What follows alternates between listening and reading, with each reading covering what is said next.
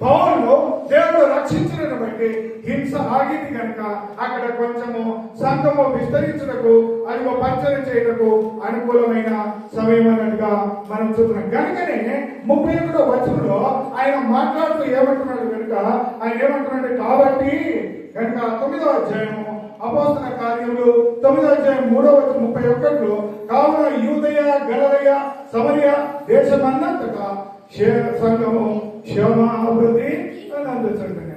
రండి, ఇప్పుడు క్షేమాభివృద్ధి నందుటకు మొదటి కారణం ఏమిటంటే అపోస్తల కార్యములు 20వ అధ్యాయము 32వ వచనం. క్షేమాభివృద్ధి కలగజేయవారు ఎవరు అనే సంగతిని చూస్తుంటున్నాం. రండి, అపోస్తల కార్యములు 20వ అధ్యాయము ఇప్పుడు దేవునికి ఆయన కృపావాక్యమునకును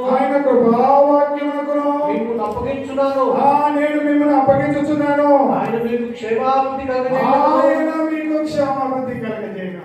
అంటే క్షేమాభివృద్ధి కలగజేసేవాడు ఎవరు?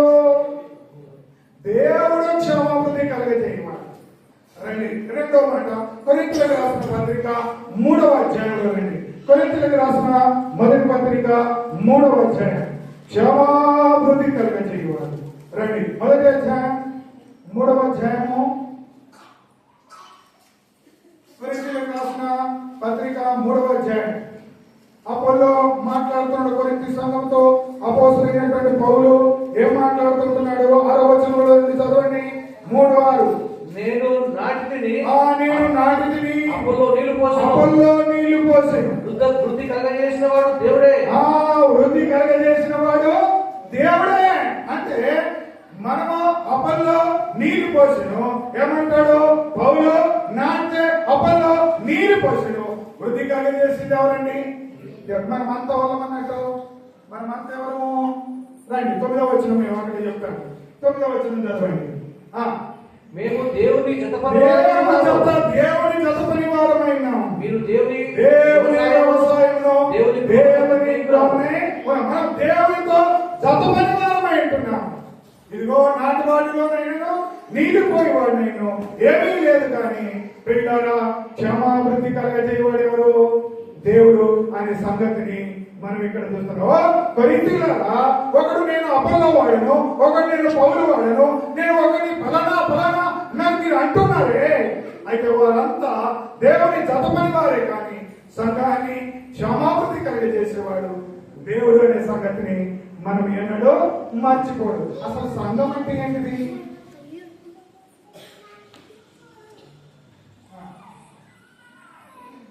ఈ రోజులలో బాగా పెద్ద కన్ఫ్యూషన్ సంగతి ఇదే కదా. పేర్లను బట్టి సంఘాలు అయిపోయింది. ఆయన సంఘాలు, ఈయన సంఘాలు, ఈయన సంఘాలు ఫలానా, ఆయన సంఘాలు ఫలానా. అసలు సంఘం అంటే ఏంటిది? సంఘం ఎవరిది? ఎంతని చెప్తారో మాట. అపోస్తల కార్యం 20 వచనం పాట అయిపోతున్నాయి కదా. వాస్తవ సంగతే దేవుడు స్వరక్తం ఇచ్చి సంపాదించిన సంఘం కదా. సంఘం గురించినటువంటి సంగతి ఒక్క 2 మాటలు చెప్తానండి. కొరింథీయులకు రాసిన మొదటి పత్రిక 1వ అధ్యాయము 1వ వచనం చదవండి. Okay sir. అపోస్తలుడైనటువంటి పౌలు కొరింథీయులకు రాసిన ఆయన ఏమంటున్నాడు? దేవుని చిత్తమున యేసుక్రీస్తు యొక్క అపోస్తలునిగా ఉండగా పిలువబడిన పౌలును సహోదరుడైన సొస్తెనేసును ఇక్కడ రాస్తున్నాడు. 2వ వచనం ఏమంటున్నాడు? దేవుని సంఘమునకు అనగా పరిశుద్ధపరచబడిన వారై పరిశుద్ధులుగా ఉండుటకు నేను పరిశుద్ధపరచబడిన వారై. పరిశుద్ధపరచువాడు ఎవరు? పరిశుద్ధపరచబడే విధానం ఏమిటి? రండి, హెబ్రీయులకు రాసిన పత్రిక 10వ అధ్యాయము 14వ వచనం. హెబ్రీయులకు రాసిన పత్రిక 10వ అధ్యాయము 14వ వచనం నుండి 10 నుంచి 14 వచనాలు చదివినట్లయితే ఆ 10వ వచనంలో ఒక్క మాట నేను చదివి వినిపిస్తాను. ఒక్క అర్పణ చేత అది అర్థం పెట్టుకోండి. ఒక్క అర్పణ చేత ఈయన పరిశుద్ధపరచబడు వారిని సంపూర్ణంగా చేసి ఒక్క అర్పణ చేత, ఒక్క బలి చేత అది ఆయన పరిశుద్ధపరచబడిన వాడిగా ఉంటున్నాడు. పరిశుద్ధపరచబడు విధానం 13వ అధ్యాయము 12వ వచనం. హెబ్రీయులకు రాసిన పత్రిక 13వ అధ్యాయము ఇంకోటి పరిశుద్ధపరచబడు విధానం అక్కడ చెప్తుంది. కావున యేసు కూడా ఆ, రక్తము చేత ప్రజలను పరిశుద్ధపరచుటకై దేవుని వెలుపట శ్రమ పొందెను. ఏమంటాడు మళ్ళా చదవండి. కావున యేసు కూడా తన స్వరక్తము చేత ప్రజలను పరిశుద్ధపరచుటకై దేవుని వెలుపట శ్రమ పొందెను. కావున యేసు కూడా తన స్వరక్తము చేత ప్రజలను ఏం చేయటకై పరిశుద్ధపరచుటకై అక్కడ బలి అయిపోయాడు, ఇక్కడ రక్తం కార్చాడు. ఆ బలి ద్వారా ఆయన రక్తము చేత పరిశుద్ధంగా పరచబడిన వారు క్రీస్తు యొక్క బలియాగమునందు, క్రీస్తు యొక్క పునరుద్ధానమునందు అది విశ్వసించినటువంటి వారి పరిశుద్ధులుగా చేయబడతారు. ఎలాగనా? కొలస్సీలకు రాసిన పత్రిక 1వ అధ్యాయము 1వ వచనం. ఇలాగన యేసుక్రీస్తు యొక్క బలియాగం, యేసుక్రీస్తు యొక్క రక్తం చేత అదిగో విశ్వసించడం ద్వారా కదా. కొలస్సీలకు రాసిన పత్రిక 1వ అధ్యాయము 1వ వచనం. కొలస్సీలో ఉన్న పరిశుద్ధులకు కొలస్సీలో ఎవరున్నారంట? పరిశుద్ధులు ఉన్నారు. వారు ఎలా చేయబడ్డారు?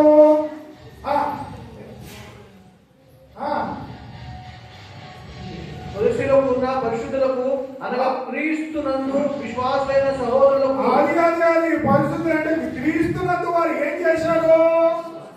విశ్వసించారు. They believed death of Jesus Christ. యేసు క్రీస్తు యొక్క బలియాగమునందు, యేసు క్రీస్తు యొక్క రక్తమునందు వారు విశ్వసించడం ద్వారా వారికి ఏం కలిగిందండి? పరిశుద్ధులుగా వారు చేయబడ్డారంటగా మనం చూస్తున్నాం. ఆ యేసు క్రీస్తు యొక్క బలి ద్వారా, యేసు రక్తం చేత కడగబడి యేసు నందు విశ్వాసం ఉంచినటువంటి వారే పరిశుద్ధులు, వారే సంఘం. ఇప్పుడు రండి, ఇప్పుడు ఇంకో మాటలో చెప్పాలంటే తండ్రి అయినటువంటి దేవుడు ఆయన యొక్క సంకల్పం కుమారుడైనటువంటి క్రీస్తు దాని కొరకు రక్తంగా వచ్చాడు. ఎఫెసీయులకు రాసిన పత్రిక 2వ అధ్యాయము 5వ వచనం చదవండి. ఆయన సంకల్పం గురించినటువంటి మాట. ఇందులో 3 మాటలు చెప్పి నేను ముందుకు వెళ్ళిపోతాను. కృపచేత మీరు రక్షింపబడి ఉన్నారు. కృపచేత మీరు రక్షింపబడి ఉన్నారు. సారీ, 3వ అధ్యాయము 5వ వచనం. మీ మర్మం ఇప్పుడు ఆత్మ మూలంగా దేవుని పరిశుద్ధులకు. ఇక్కడ మీ మర్మం అంటూ ఉన్నాడు. అదే సమయంలో 8 నుంచి 14 రాస్తే అక్కడ ఇంకో మాట చెప్తాడు చూడండి. దేవుడు మన ప్రభు అయినటువంటి యేసుక్రీస్తు చేసిన నిత్య సంకల్పం. అది దేవుని యొక్క సంకల్పం. దేవుని యొక్క దృష్టిలో, దేవుని యొక్క సంకల్పంలో సంఘం అనేది ఉన్నట్టుగా మనం చూస్తున్నాం. దాని కొరకు ప్రాణం పెట్టింది ఎవరు? ఇప్పుడు రండి, అపోస్తల కార్యములు 20వ అధ్యాయము 28వ వచనం. అపోస్తల కార్యములు 20వ అధ్యాయము 20వ వచనంలో ఏమంటాడు?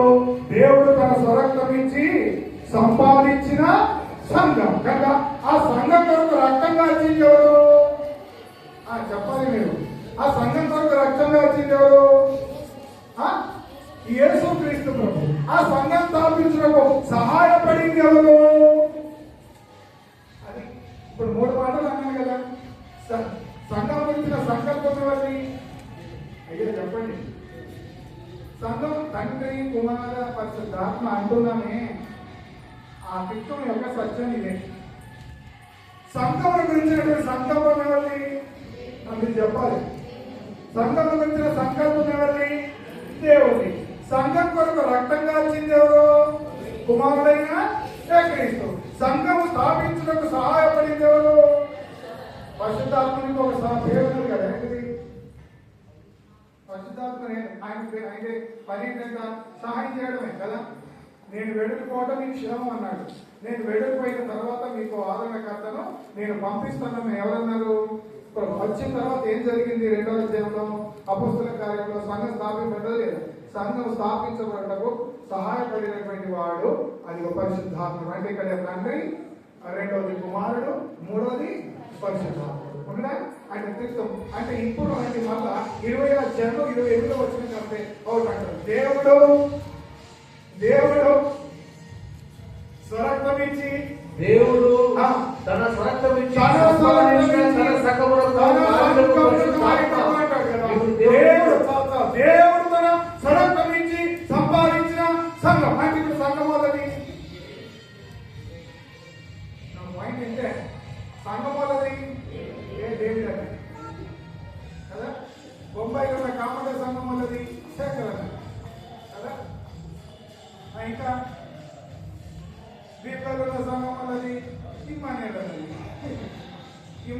పానం పెట్టిందా? శంకరన్న పానం పెట్టిందా? దేవుడన్న పానం పెట్టిందా? ఈ మా మీదనే పెట్టుకుంటాం నేను. ఇంకొకరు పెట్టుకున్నట్టు బయట వాళ్ళ మీటింగ్ అక్కడ పంచాలి. అందుకోసం మా మీదనే పెట్టుకొని మాట్లాడితే బాగుంటుంది కదా. మరి ప్రాణం పెట్టింది ఎవరు? సంకల్పించింది ఎవరు? దేవుడు. ప్రాణం పెట్టింది ఎవరు? యేసు ప్రభు. దాని కొరకు సహాయం చేసింది ఎవరు? నేను అలా సంకల్పం లేదు, సహాయం లేదు, ప్రాణం పెట్టింది లేదు. మళ్ళీ నాది నీదని ఎందుకు కొట్లాడదా? సంకల్పం ఎవరిది? అది ఈ మాట నీ బతుకుల్లో మర్చిపోదు. ఈ మాట మర్చిపోదు ఎవరైనా. ఓకే, ఒక మాట క్లియర్ అయిపోయిందా? రెండవది, అయితే దేవుని సంఘము క్షమాభివృద్ధి పొందాలి. అది అది మొదటి మాట మనం చూసాం. అది క్షమాభివృద్ధి కలగజేయవాడెవరు? దేవుడు. కనుక క్షమాభివృద్ధి కలగజేయు దేవుడుగా ఉన్నది. కానీ మనం అంతా పనిచేసుకోవడం అంటే ఏది? అది వరుసగా ఒకటి చూద్దాం. క్షమాభివృద్ధి కలగజేయవాడు దేవుడు. క్షమాభివృద్ధి కలగజేయటకు రెండవ కారణం యెషయా గ్రంథం 48వ అధ్యాయం. యెషయా గ్రంథం 48వ అధ్యాయము 18వ వచనం తీయండి. అక్కడగా చదవాలి. నీవు నా ఆజ్ఞను ఆలకింపవలనని నేను ఎంతో కోరుతున్నాను. అయ్యో ఏ ఇశ్రాయేలు, నీవు నా ఆజ్ఞను అనుసరించవలనని నేను ఎంతో కోరుతున్నాను. ఆలకించగల నీకు క్షేమము. అది ఆలకిస్తే ఏంటి? క్షేమము. ఆలకించిన ఎడల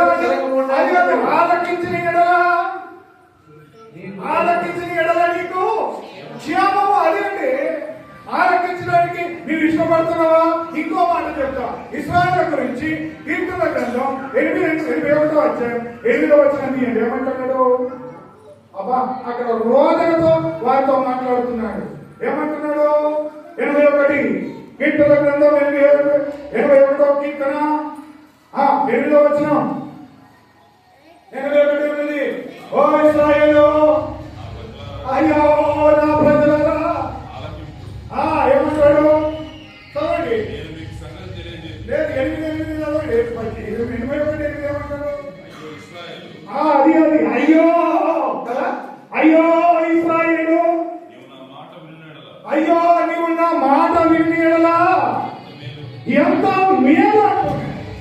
ఆయన మాట వినిపించడానికి ఆయన ఇష్టపడుతుండగా ఆయన మాట వింటవా? ఆనాడు ఇశ్రాయేలు ప్రజలతో ఆయన పలికిన మాట, ఓ ఇశ్రాయేలు, నువ్వు నా మాట విని ఎడలా నీకు ఎంత మేలుగా అని అంటాడు కదా. ఇంకేమంటాడు? 11వ వచనం చదవండి.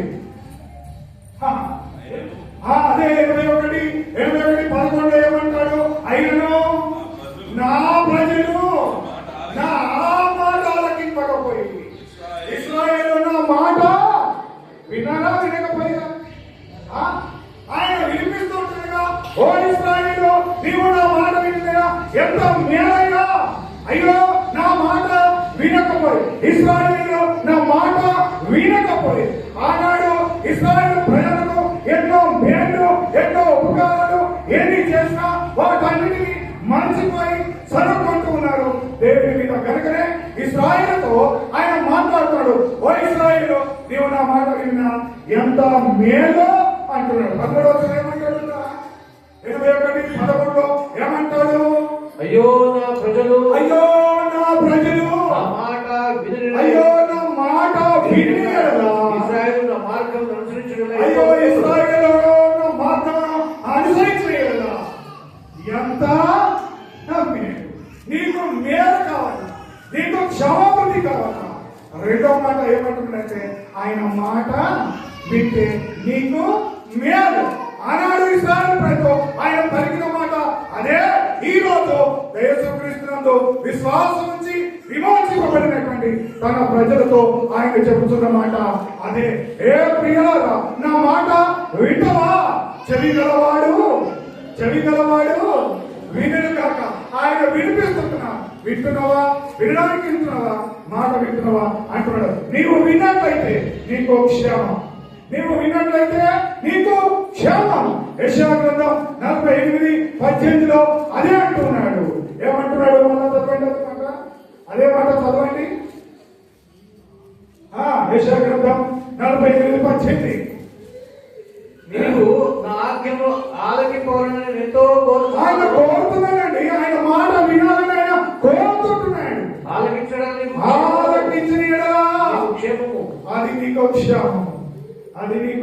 క్షేమం అంటే రెండో మాట ఏంటండి? మొదటి మాట క్షమాభివృద్ధి కలగజేయవాడు దేవుడే. రెండవది నీవు క్షమాభివృద్ధి పొందాలంటే ఏం చేయాలి? ఆయన మాట ఆలకించాలి అనే సంగతిని చూస్తున్నాం. మూడవ రండి. మూడవ మాట కీర్తన గ్రంథం 122వ కీర్తన 6వ వచనం. మూడవ మాట కీర్తన గ్రంథం 122వ కీర్తన 6వ వచనము. యెరూషలేము యొక్క క్షేమము కొరకు ప్రార్థన చేయుడి. అది యెరూషలేము క్షేమం కొరకు ప్రార్థన చేయండి. అంటే మనం ఏం చేయాలా? మనం క్షేమాభివృద్ధి పొందాలంటే ఏం చేయాలా? సంఘము క్షేమాభివృద్ధి పొందాలంటే ఏం చేయాలా? ప్రార్థన చేయాలి. ఆరాధన నాడు ఎంతమంది? బైబిల్ క్లాస్ నాడు ఎంతమంది?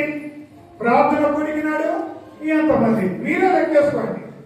ఆరాధనకు వచ్చినాడు బైబిల్ క్లాస్ గారు, ఆరాధనకు వచ్చిన బైబిల్ క్లాస్ గారు, బైబిల్ క్లాస్ వచ్చిన వాళ్ళు ప్రార్థనకు రారు. అన్నిటికంటే ప్రాముఖ్యమైనది ఏది? అన్నిటికంటే ఇష్టపడేది ఏది? దేవుడు ఇష్టపడుతున్న కార్యం ఏది? తిమోతికి రాసిన పత్రిక మొదటి పత్రిక 2వ అధ్యాయంలో ఏమంటాడు ప్రభువు? లూకా రాసిన సువార్త 18వ అధ్యాయం 1వ వచనంలో ఏమంటాడు? 18వ ఏమన్నాడు? అయ్యో కట్టతో వాక్యాలండి ఇవన్నీ.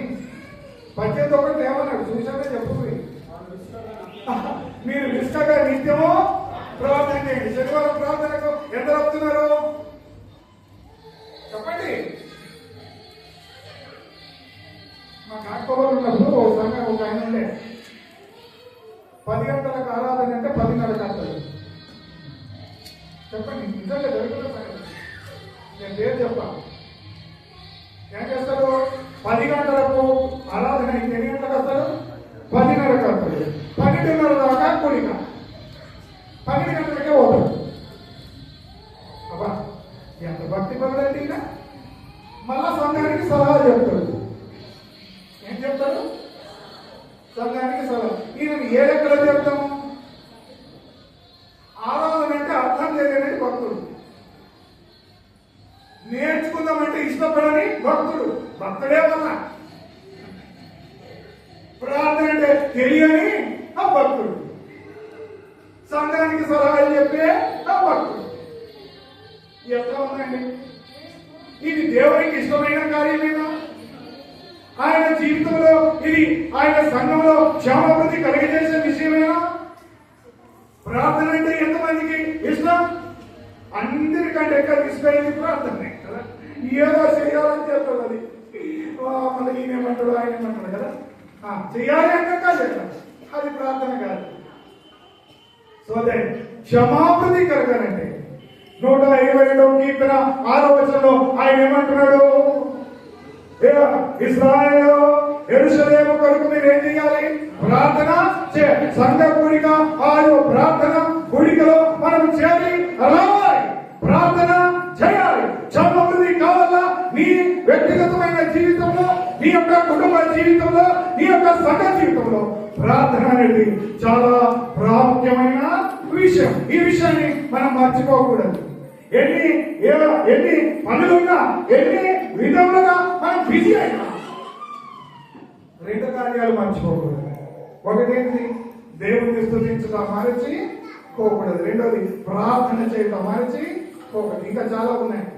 మూడోది కూడా చెప్పాలంటే ప్రాముఖ్యమైనది దేవుని వాక్యాన్ని చదవడం మరచి పోకూడదు. 126 ఏమన్నాడు? యెరూషలేము యొక్క క్షేమం కొరకు ప్రార్థన చేయండి. సంఘ క్షేమం కొరకు మనం ఏం చేయాలి? ప్రార్థన చేయాలి. సంఘ క్షేమం కొరకు ప్రార్థన చేసేవారు ఎంత ఉన్నారు చెప్పండి. మీరు అబద్ధంగా లేకపోతే దేవుడికి చెప్తున్నా. ఆ వాక్యం చూపెడతారు. మత్తయి రాసిన అవసరమే. అందరూ సంగతి చెప్తాను. రండి 26వ అధ్యాయం పేరుతో కూడా మాట్లాడుతున్నా.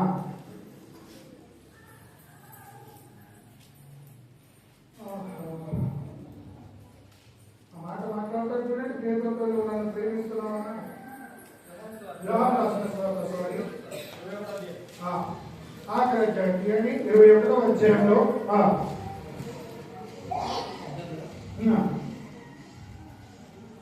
సరే 21వ అధ్యాయం 17వ వచనం చెప్పండి. యోహాను రాసిన సువార్త 21:17 మూడవసారి అని యోహాను కుమారుడైన సీమోనును ప్రేమించున్నావా అని అతని అడిగెను. నన్ను ప్రేమించుతున్నావని మూడవసారి తను అడిగినందున పేతురు వ్యసనపడి ప్రభువా నీవే ఎరుగుదు అని ఆయనతో చెప్పండి. నీవే ఎరుగుదు. ఇంకో మాట కావాలా? యోహాను రాసిన సువార్త 2వ అధ్యాయం 24వ వచనం దీనికి సంబంధించిన మాట. యోహాను రాసిన సువార్త 2వ అధ్యాయం 24వ వచనంలో చదవండి. అయితే యేసు అందరినీ ఎరిగినవాడు కనుక అయితే యేసు అందరినీ ఎరిగినవాడు కనుక తన్ను వారి వశము చేసుకుని లేదు. ఆయన మనుష్యుని అంతర్యము ఎరిగినవాడు. ఆయన మనుషుని అంతర్యమును ఎరిగినవాడు. ఆయనకు చెప్పవలసిన అవసరము లేదు. ఆయన సమస్తం ఎరిగినటువంటి దేవుడు. మనం దేవుని యొక్క సంఘము క్షేమం కొరకు ప్రార్థన చేస్తున్నామా? చేయకపోతే ఇంటికి ఆరంభిస్తామా? ప్రతిరోజు సంఘ కూడికలో ఆదివారమా శనివారమా ప్రార్థన కూడిక, సంఘ కూడికలో సంఘక్షేమం కొరకు ప్రార్థించే వారుగా ఉండాలి. సంఘము క్షమాభివృద్ధి కలగజేయ వారిని. రెండవది దేవుని మాట వినడం ద్వారా, దేవుని ఆజ్ఞకు లోబడటం ద్వారా క్షేమము. ఎరుసలేము క్షేమం కొరకు ప్రార్థించడం ద్వారా క్షేమము. నాలుగవది రండి, కొరింథీయులకు రాసిన పత్రిక 7వ అధ్యాయం 1వ వచనం. క్షమాభివృద్ధి కలగడం గల కారణం. కొరింథీయులకు రాసిన పత్రిక 8వ అధ్యాయం 1వ వచనం. వాడి విషయము మనమందరము జ్ఞానము గల వారమని ఎరుగుదుము. జ్ఞానము ఉప్పంగా చేయును కానీ క్షేమాభివృద్ధి కలుగజేయును. అది ప్రేమ ఏం చేస్తుందంట? క్షమాభివృద్ధి కలగజేయండి. ఈ రోజు అన్నింటికంటే తక్కువ ఏంటో చెప్పండి. బయట కానీ ఇంటున్నారు కానీ ఏంటిది? ప్రకటన గ్రంథం 2వ అధ్యాయం 4వ వచనం. ప్రకటన గ్రంథం 2వ అధ్యాయం 4వ వచనం మనకు బాగా తెలిసిన నీకున్న ప్రేమను నీవు వదిలిపెట్టి నేను నీ మీద తప్పు ఒకటి మోపవలసినది. నేను నీ మీద ఒక తప్పు మోపవలసినది. క్రియలు ఉన్నాయి, కార్యాలు ఉన్నాయి, కూడికలు ఉన్నాయి, అన్ని ఉన్నాయి. కానీ ఏం లేదు, ప్రేమ లేనందున ఏం లేదు, క్షమాభివృద్ధి లేదు. అంటే ప్రేమ ఏం కలగజేస్తుందంట? అన్నిటికంటే ప్రాముఖ్యమైనది ఏదంట? అసలు దాన్ని పక్కకు పెట్టినా లేదు కానీ పట్టుకున్నాం. ఏంటిది? అసలు ప్రేమించేది వదులుకొని సడుకులు సమస్యలను పెట్టుకొని లేని దాని గురించి ఆలోచన చేసుకుంటూ కూర్చున్నాం. ప్రేమ ఉన్నదా? నేను నిజం చెప్తున్నా, మనస్సాక్షితో బ్యాటరీ చెప్తున్నా. క్రైస్తవుల మధ్య ముందట ఉన్న ప్రేమ ఇప్పుడు లేదు. ఇది ఓపెన్లీ అని తెలియదు. ఎవడైనా యథార్థంగా ప్రేమిస్తున్నాడంటే ఏదో మతలతో ప్రేమిస్తున్నాడు. ఏంటంటే పరిస్థితులు మారినాయి.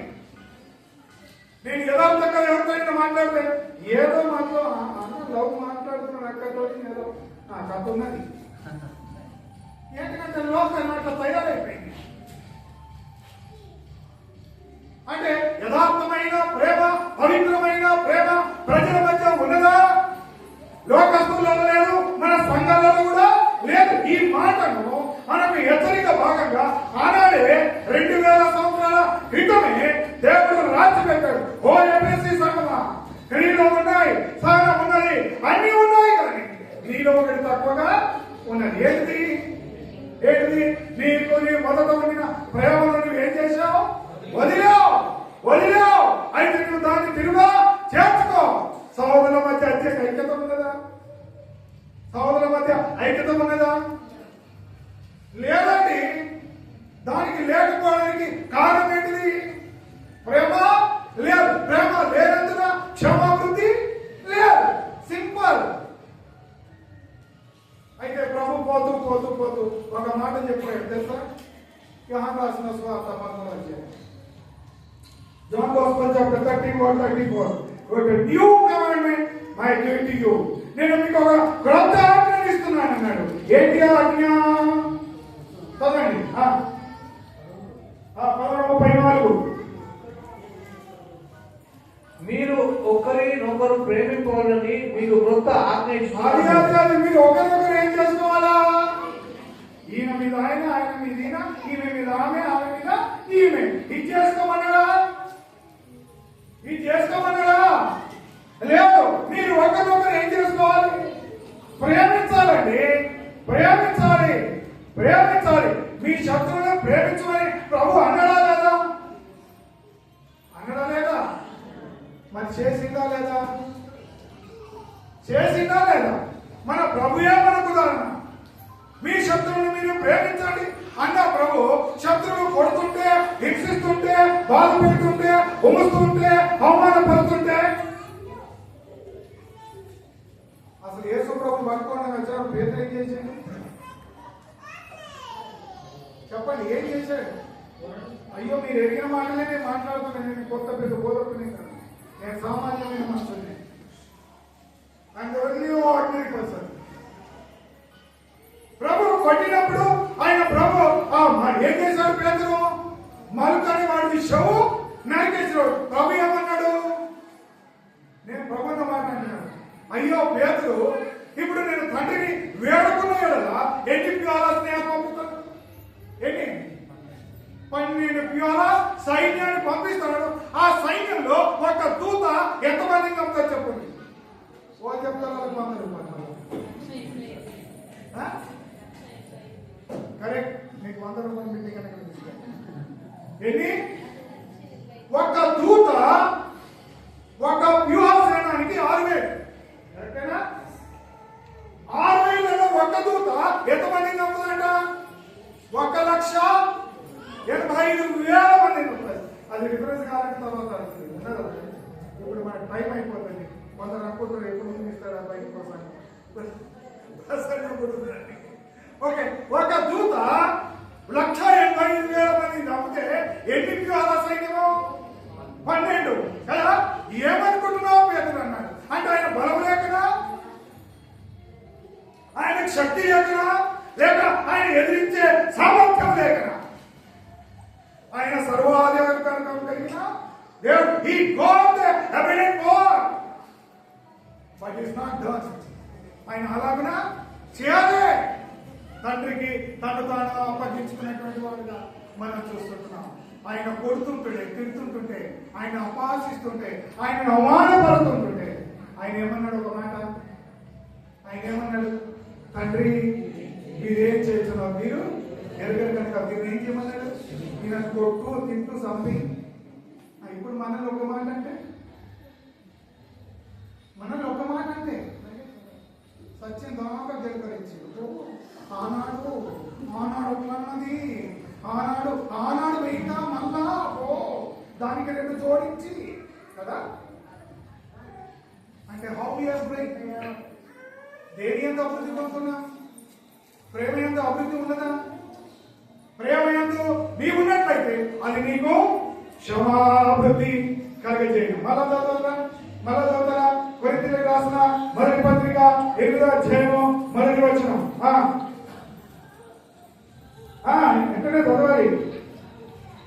ఒకడు తనకేమైనాను తెలియని అనుకుని ఉంటే తాను తెలుసుకోవలసినట్టు ఇద్దరు ఏమీ తెలుసుకునే వాడు కాదు. ఒకడు దేవుని ప్రేమించడలా అతను దేవునికి ఎరుకైన వాడే. కాబట్టి అంతే ప్రేమ క్షమాభివృద్ధి కలుగజేయును అనే సంగతిని మనం చూస్తుంటున్నాం. రెండవది రోమీయులకు రాసిన పత్రిక 12వ అధ్యాయము 2వ వచనం.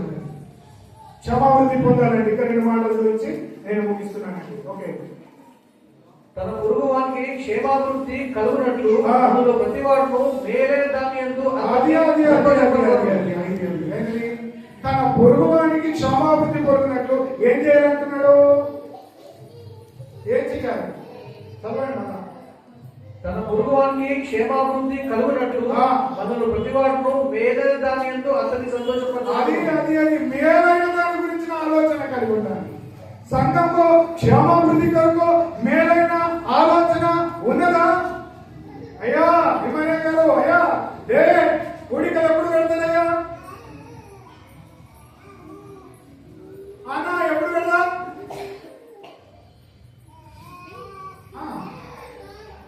అంటే దేని కొరకు? దేని కొరకు? సంఘం మేలు కోరి కదా, లేకపోతే సంఘం కీడు కోరా? సంఘం మేలు కోరి ఆయన అంటున్నాడు ఫోన్ చేద్దాం, ఎప్పుడు ఏ సేవకుని పిలుద్దాం, అయ్యా ఈ సేవకులు అయితే బాగుంటది, ఆ సేవకులు అయితే బాగుంటది అంటే సంఘము మేలు కోరే వాళ్ళగా ఉన్నామా? సంఘం మేలు కోరి తప్పు. వాడు సొంతం మేలు కోరడు, వాడు కోరేది కూడా కాకుండా అచ్చుతలను కూడా మేలు కోరేవాడుగా చేయడండి. సంఘం మేలు కోరి, ఇతరుల మేలు కోరి, మన ఇరుగు పొరవాలి మేలు కోరి మనము మేలు కోరితే అది ఎదుటోళ్ళు కూడా అసలు ఈ రోజు నేను రాగా వెంటనే ఆమె రక్షింపడ్డది కానీ ఆ సిస్టర్ లేదు కదా అన్న మా ఇంటికి వచ్చి మీరు నాశనం చేసుకోవడానికి ఫోన్ చేశారు. అంటే నేను మేలు కోరలేదు, అది మేలు కోరితే నా పట్ల ఏం కోరిక? What is the return? నాకు రిటర్న్ ఏమొచ్చింది? నువ్వు ఎంత బాల్ను స్పీడ్గా విసురుతావో అంత స్పీడ్గా బాల్ నీ దగ్గర కట్టండి. ఎంత శత్రుత్వం నువ్వు విసురుతావో అంత శత్రుత్వం నీకు అసలు ఎంత మేలు ఇతరుల పట్ల చేస్తావో అంత మేలు నీ జీవితంలో నీకు కలుగుతుంది. అదే సంఘ జీవితంలో కూడా క్షేమం కలుగుతుంది. ప్రేమించే అనుభవం ఉన్నదా? మేలు చేసే అనుభవం ఉన్నదా? రండి ఇప్పుడు ఆఖరికి ఇంకో రెండు మాటలు చూసి ఎఫెసీయులకు రాసిన పత్రిక 4వ అధ్యాయము 13వ వచనం. ఇక్కడ సంఘము క్షమాభివృద్ధి కొరకు ఎలాగైనా పని చేయాలి అనే సంగతి 4:13 చదవండి. పరిశుద్ధులు పరిశుద్ధులు క్రీస్తు శరీరము క్షేమాభివృద్ధి చెందుటకును పరిచర్య జరుగుటకును ఆయన కొందరిని అపోస్తలులుగా పరిశుద్ధులు సంపూర్ణకు క్రీస్తు శరీరము క్షమాభివృద్ధి చెందుటకు పరిచర్యము జరిగించుటకు ఆయన కొందరిని అపోస్తలుగాను, కొందరిని కాపులుగాను, కొందరిని ఉపదేశకులుగాను నియమించింది ఎవరు? దేవుడు. పరిచర్య అప్పగించింది ఎవరు? దేవుడు. తమ తమ ధర్మాలు చేయాలి. మాటనే మాట్లాడాలి కానీ స్టేజ్ మీద వచ్చి ప్రసంగం చేస్తాను కదా. ఆయన ఏమనాలి? అది సంఘానికి క్షమమేనా? ఈ మధ్యన ఒకటి నిజామాబాద్లో జరుగుతున్న సంగతి. ఆ అమ్మకు మీరు ప్రసంగం చేయని కాదు, ఆ అమ్మకు ప్రార్థన చేయని కాదు. ఈ నేల నుంచి భాషలే దోగుతున్నది, ఈ నేల నుంచి అంటనే అడుగుతున్నది అంట. పెద్ద పంచాయతీ ఉన్నది. నేను చెప్పిన సంగతి ప్రసంగం చేయడం పోయి అడగమని చెప్పాను. అడుగుతారా? సింపుల్ చెప్తున్నా. ప్రసంగం చేసుకోలేను. ఇప్పుడు నేను ఐజాక్ మన జెర్సీకి పోయి అయ్యా ఏదో ఒకటి కొంచెం ఇవాళ పూట కొంచెం అన్నం అంటే ఇళ్ళకు కొంచెం పంశానికి ఏదో పెట్టండి మీకు నైట్ కానీ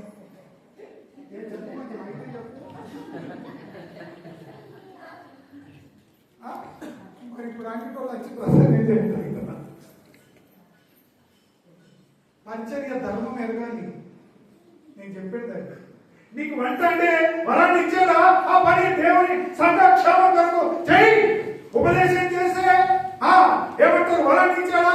సంఘక్షేమం కొరకు చెయ్యి. పాటలు పాడే వరాన్ని ఇచ్చాడా? చెయ్యి.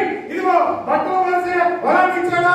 చెయ్యి. ఇతరులను పిలిచే తీసుకొచ్చి గుడికి తీసే వరాన్ని ఇచ్చాడా? చెయ్యి. కానీ పిలుచుకొచ్చేటోడు నేను ఇది చేస్తాను, నేను వేరే చేస్తానంటే అది కుదురుతుంది? కుదరది. అంటే సంఘ క్షమాభివృద్ధి కొరకు ఏ కృపవరాన్ని దేవుడు ఇచ్చాడో ఆ కృపవరాన్ని మనము తీసుకొని అది సంఘ క్షేమం కొరకు పని చెయ్యాలి అనే మాటను మనము చూసుకుంటున్నాం. కనుక ఆఖరికి ఒక మాట చెప్తున్నాను, అదే 4వ అధ్యాయము 29వ వచనం. 4వ అధ్యాయము 29వ వచనము. ఎఫెసీయులకు రాసిన పత్రిక 4:29. వినువారికి మేలు కలుగునట్లు, అది వినువారికి మేలు కలుగునట్లు అవసరమును బట్టి క్షేమాభివృద్ధి కరమైన అనుకూల వచనమే క్షేమాభివృద్ధికరమైన అనుకూల వచనమే పలుకుడి కానీ దుర్భాష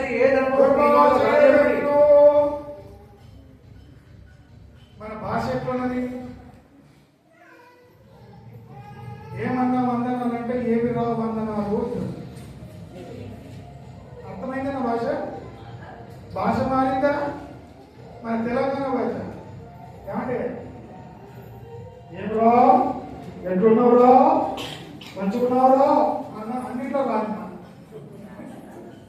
ఏమున్నావురా, ఎట్లున్నావురా, మంచుకున్నావురా కూడా ఏమండి బాగున్నారా అన్న, ఎట్లా ఉన్నారు అక్క, ఎట్లున్నారు మంచిగున్నా అన్నారక్క. తమ్ముడు ఎట్లున్నావు? మంచిగున్నా తమ్ముడు. అక్క ఎట్లున్నావు? మంచిగున్నా పో. చూడండి మన భాషలు ఎట్లా ఉన్నాయి. కొందరికైతే వందనాలు చెప్పుకోవడే కష్టమండి.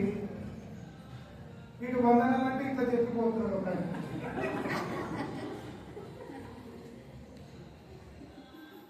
ఒకనాడు కొడుకుది పత్రిక తీసుకొని వచ్చాడు. ప్రార్థన కోడికకు పెళ్లి పత్రిక తీసుకొని వచ్చి మాతోనే కూర్చున్నాడు. మా సంఘం సంగతి చెప్తున్నా.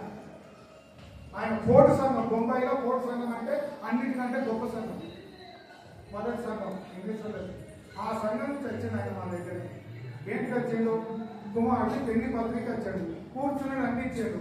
మరి పత్రిక, మరి బ్రదర్ మాకు ప్రార్థన, మా కుమారుడికి పెళ్లి ఉన్నది, దయచేసి మీరు ప్రార్థన చేయండి అని చెప్పి సంఘానికి పత్రిక ఇవ్వాలి కదా. ప్రార్థన అయిపోయింది, అందరం వందనాలు చెప్పుకున్నాం, పోతున్నాం, తర్వాత అక్కడ నిలబడ్డాడు. నేనేంటి నాకు తెలుసు ఇటు పత్రిక వెళ్ళాలి, నాకు తెలుసు. అప్పుడు పోయేటప్పుడు ఈ పత్రిక పట్టుకొని ఇట్లా ఇస్తున్నారు అన్న, ఒక పత్రిక తీస్తారు. ఈ పత్రిక పట్టుకొని బ్రదర్ ఏలో